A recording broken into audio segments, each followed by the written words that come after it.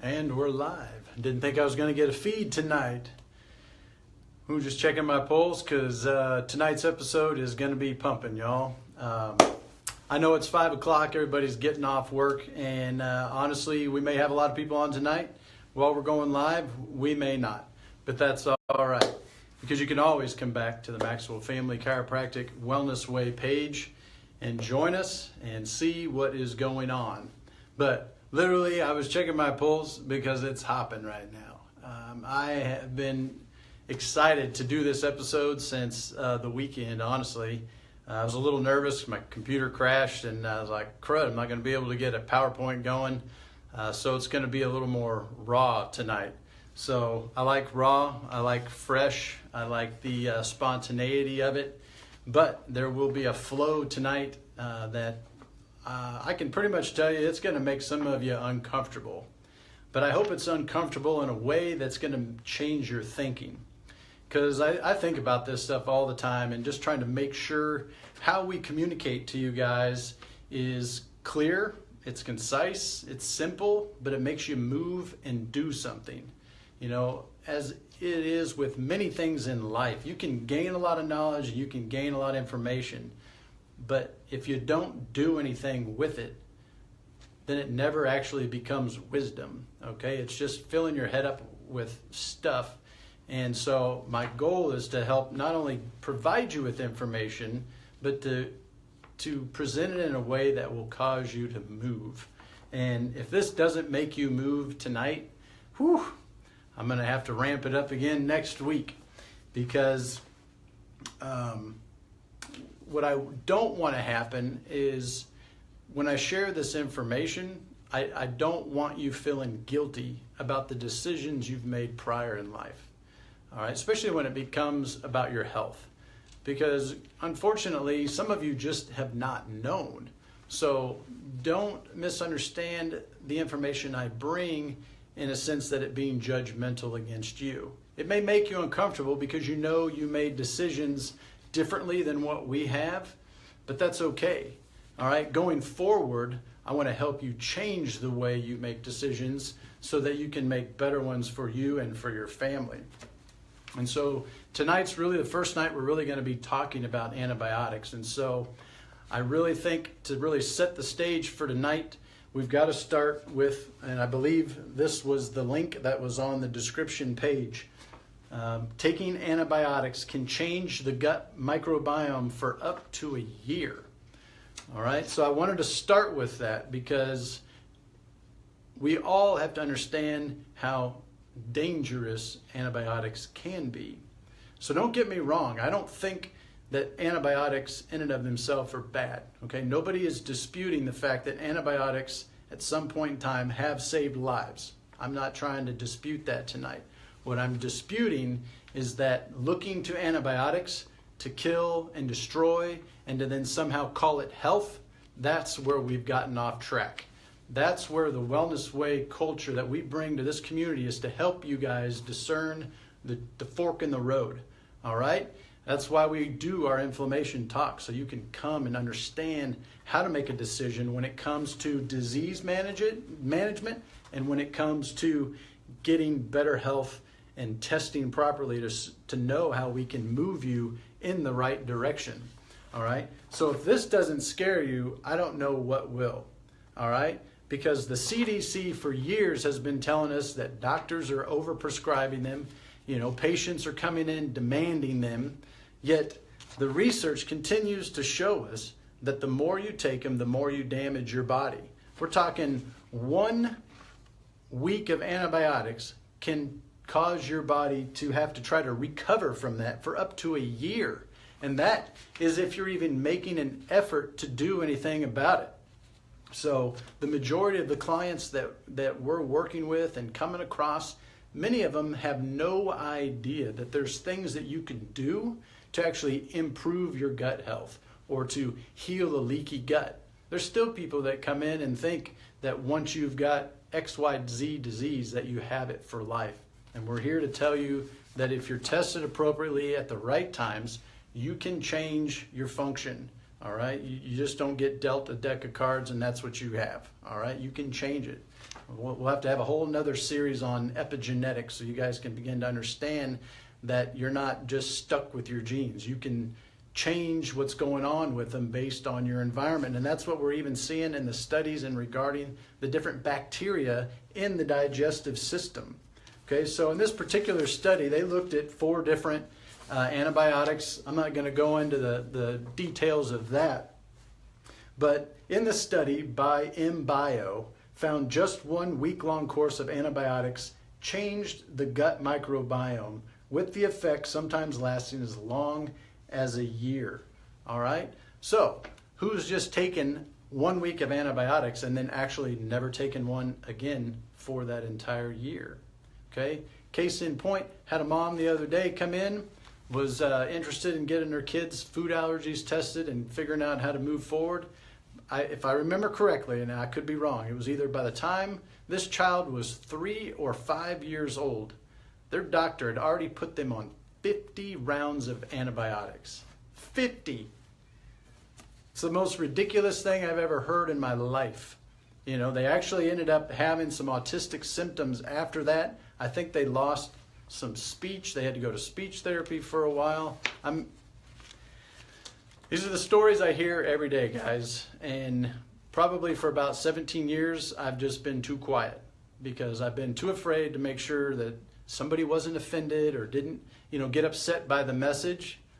But honestly, I'm offended by my own self by not sticking up for these kids and their families for too long because I can't take it anymore. Okay, you guys, there are so many better options.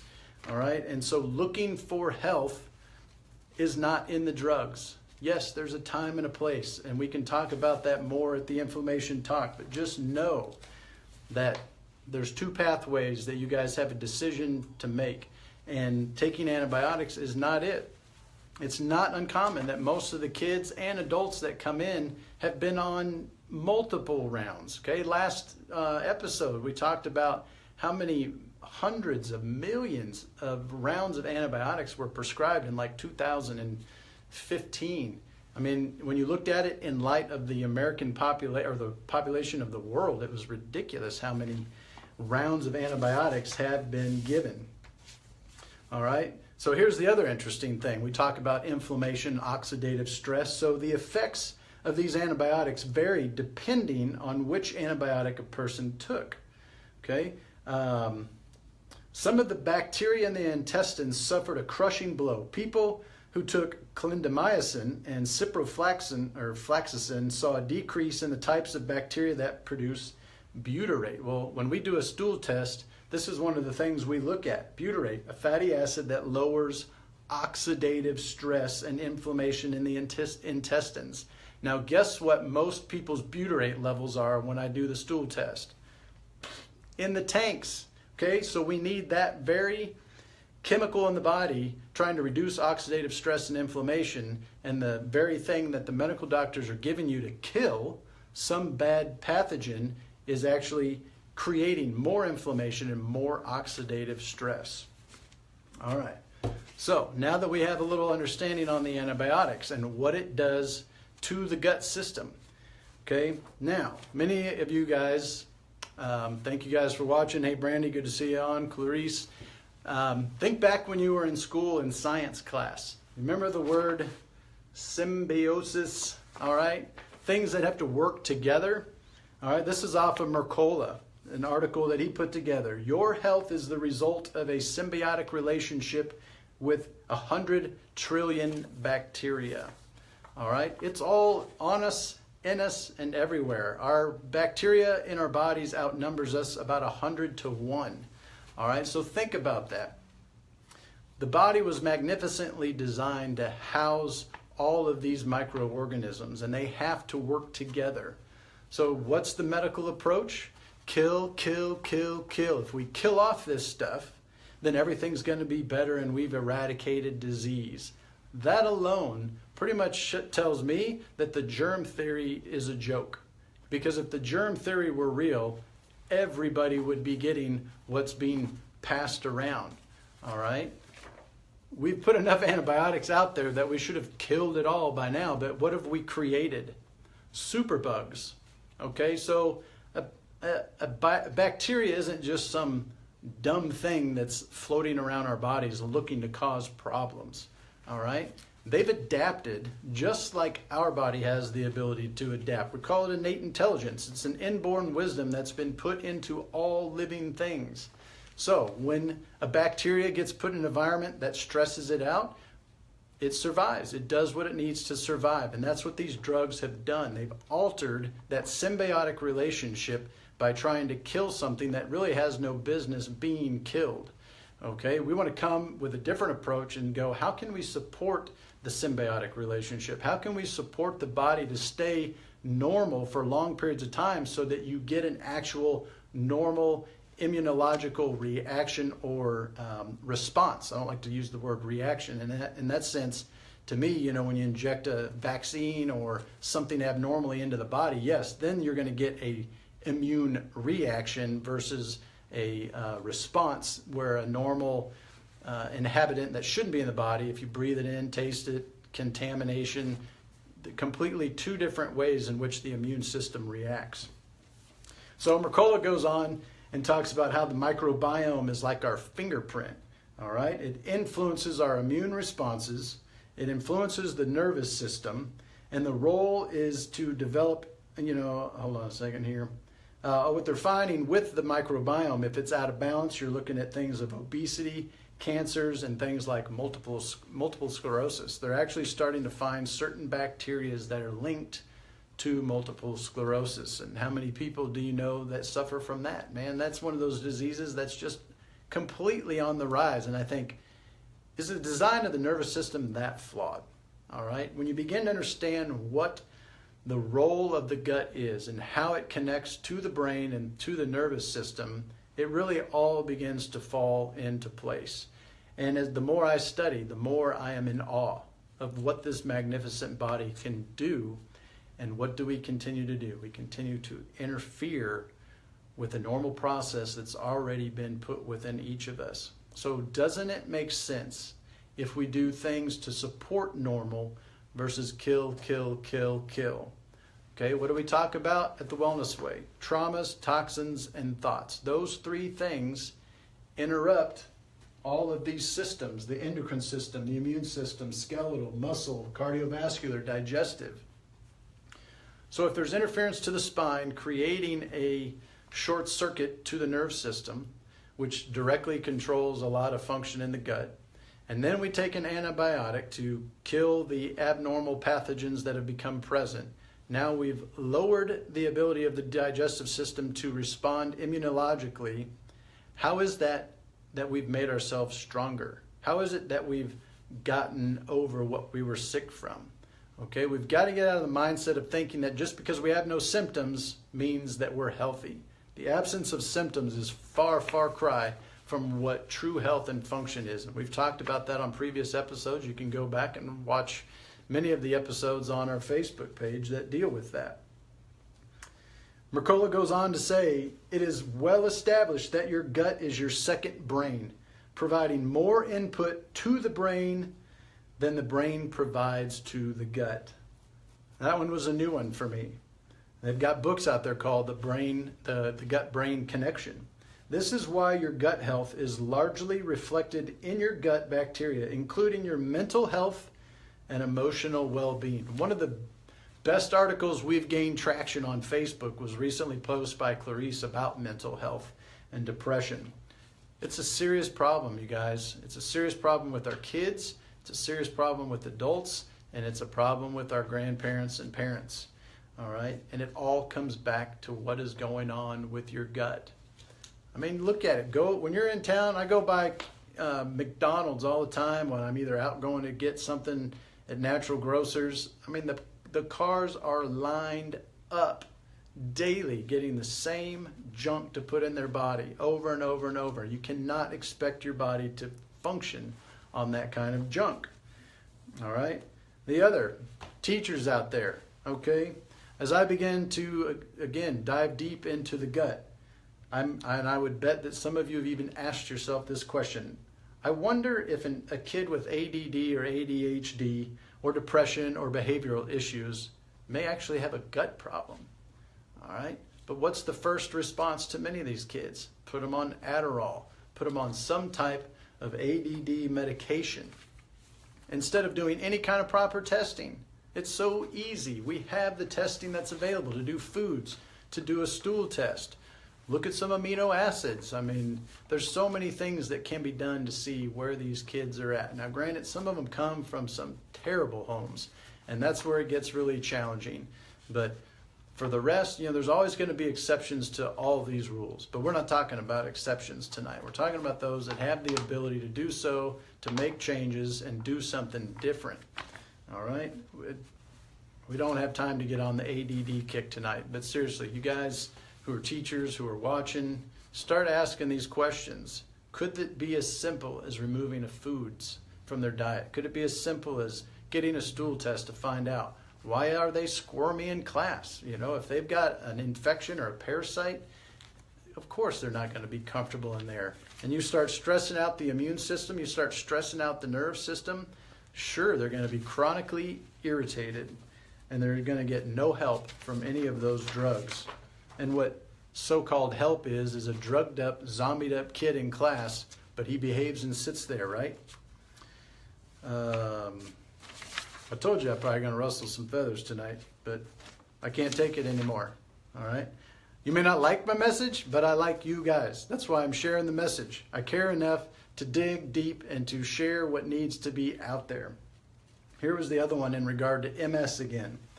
MS certainly is not the only disease caused by chronic inflammation in the body. In fact, most chronic disease has inflammation as an underlying factor. It's important to realize that your gut is the starting point of inflammation. It's actually the gatekeeper for your inflammatory response. All right, so it just goes off on a whole bunch of other stuff there. If your gut bacteria are harmed and thrown out of balance, called dysbiosis, all sorts of illness can result, both acute and chronic. Dr. Maxwell, I thought you were going to be talking about antibiotics tonight.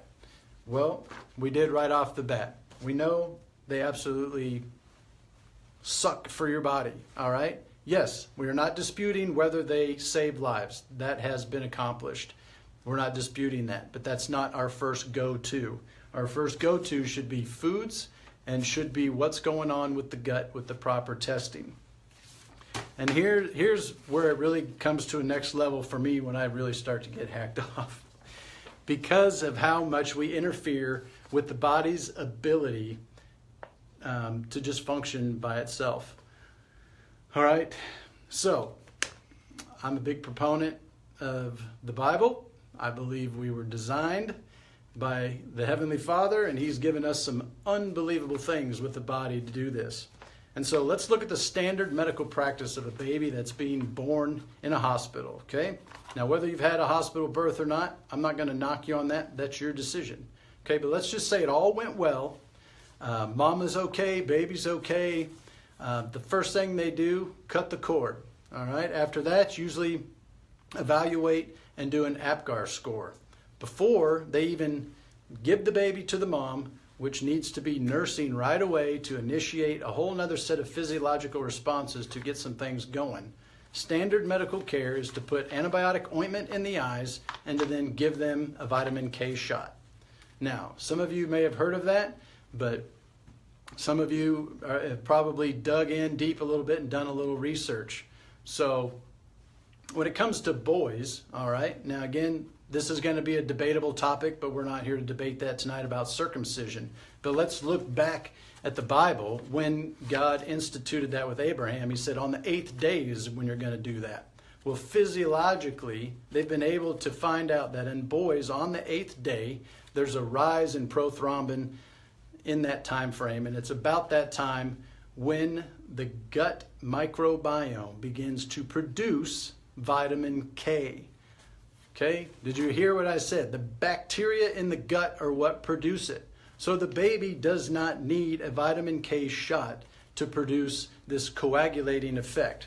Again, are there times that there's been a defect? Sure, it's happened.